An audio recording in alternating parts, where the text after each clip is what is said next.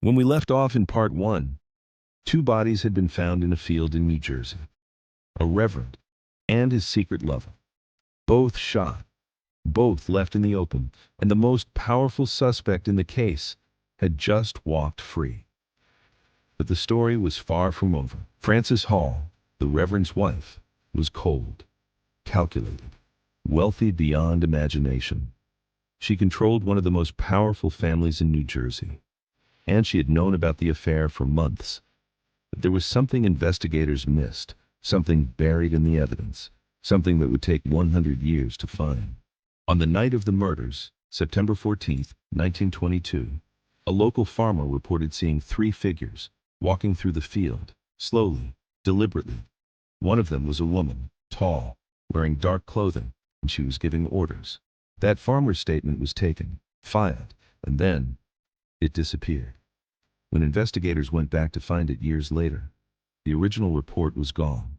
Someone had removed it from the files, someone with power, someone with connections. Frances Hall had two brothers, Willie and Henry Stevens.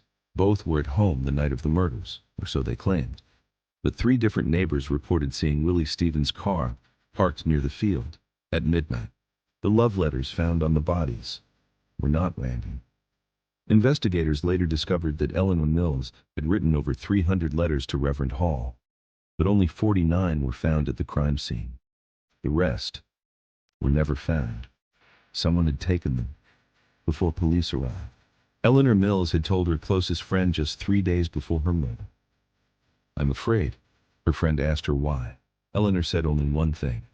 "She knows." 2 words. And 3 days later, Eleanor was dead. The murder weapon was never found.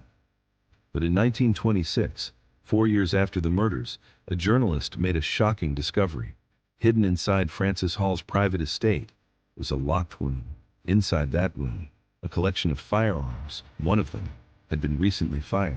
When this evidence was brought to court, Frances Hall's lawyer stood up, and within minutes, the judge ruled the evidence inadmissible.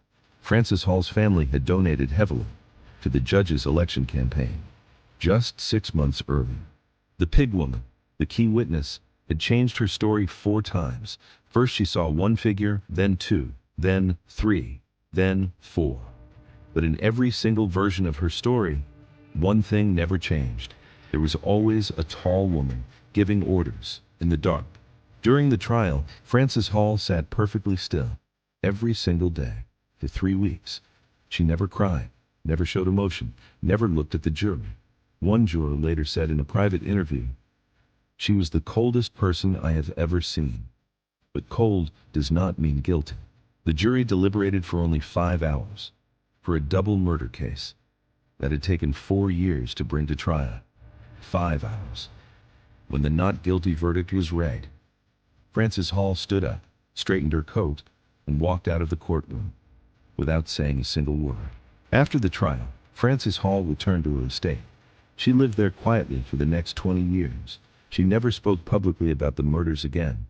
She never expressed grief for her husband. She never attended his memorial.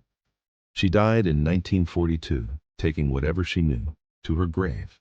In 2019, almost 100 years after the murders, a team of independent investigators requested access to the original case files. What they found was shocking.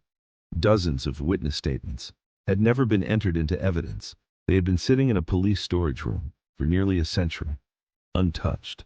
Among those forgotten statements was a testimony from a young boy. Age 12 at the time of the murders, he said he had been playing near the field that night, and he saw something that terrified him. A woman standing over 2 bodies, holding papers, tearing and scattering like she was arranging a scene. The boy had given this statement to police 3 days after the murders. He had described the woman in detail. Tall, dark coat, silver ring on her right hand. Frances Hall was known for one piece of jewelry she never removed, a silver ring on her right hand. Today, the field where the bodies were found is a quiet residential neighborhood. Children play there. Families walk their dogs there. Nobody talks about what happened.